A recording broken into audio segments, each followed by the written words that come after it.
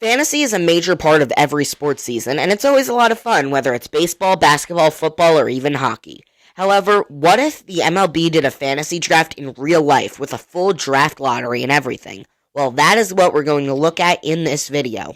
I went and created a draft lottery for every pick in a draft, and I'm going to see what the league would look like if every team got one new player to add to their squad. We already did part 1 with picks 1 through 15, and now it's time for picks 16 through 30.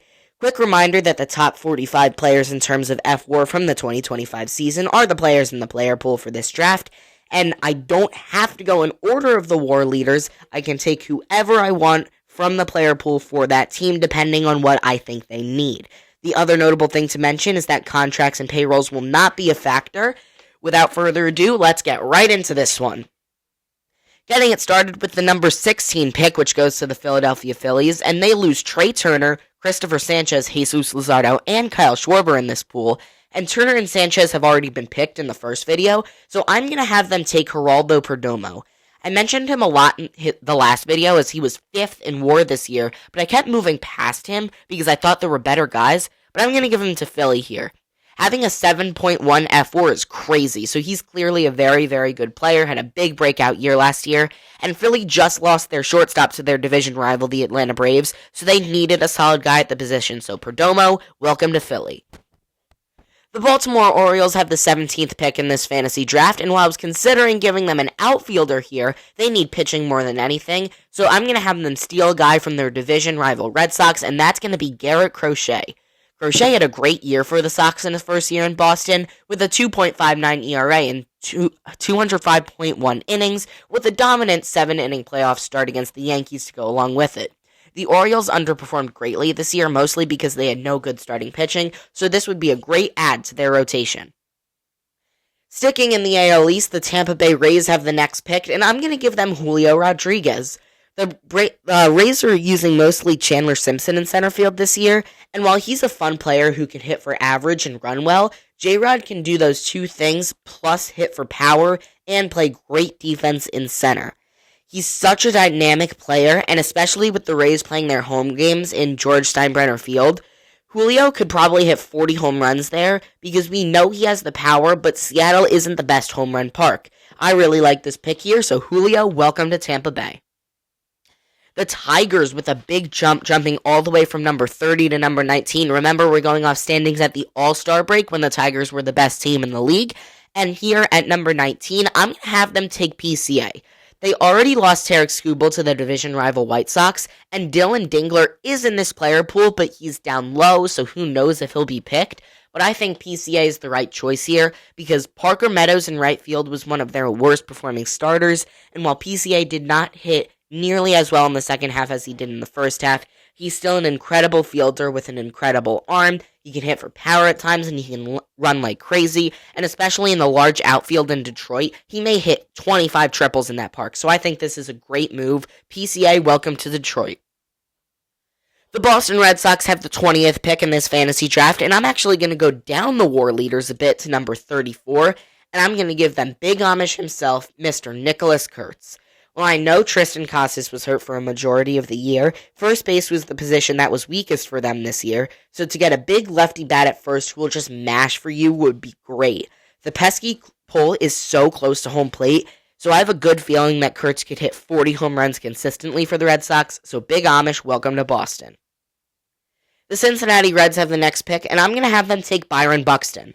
Buxton just had the first healthy season in a couple years for him, and he was very good, posting up a 5 F-WAR, and for a Reds team that just made the playoffs, I think adding a bat who can run and field in center field is a very good idea, and TJ Friedl can move to the corner and kick out Austin Hayes, so Buxton, welcome to Cincinnati. The San Diego Padres have the next pick, and I'm actually going to give them Maikel Garcia, and my idea here is Garcia can play third, and Manny can move over to first. While I know Manny is still a good defender, he's getting older, so if he moves to first base, that is a significant upgrade at the position from Luis Arraez. Garcia posted up 5 WAR this year, and clearly the best season of his career, and he just got a new contract extension from the Royals. He's a good fielder who can hit as well, so I like this pick for the Padres. Maikel, welcome to Southern California. The Seattle Mariners have the next pick, and at the time of putting this video together, they're currently leading the Blue Jays 1-0 in the ALCS, and I'm going to give them Cody Bellinger. Bellinger has proven to be a good bat, and of course he's an amazing defender, and the Mariners already lost J-Rod in this draft, so Bellinger can slide into center field for them. So Bellinger, welcome to Seattle. The 24th pick in this fantasy draft goes to the Chicago Cubs, who lose PCA, Nico Hoerner, and Kyle Tucker in this player pool, and the only guy they've lost thus far is PCA, so I'm actually going to have them take back their own player and give them Kyle Tucker. Well, I know he's a free agent this offseason, and I don't think the Cubs will re-sign him. Remember, we're not focusing on contracts in this video, so I really think the Cubs would take King Tuck back here because he was great for them this year and is a really, really good player. So Kyle Tucker, you are staying in Chicago for the time being.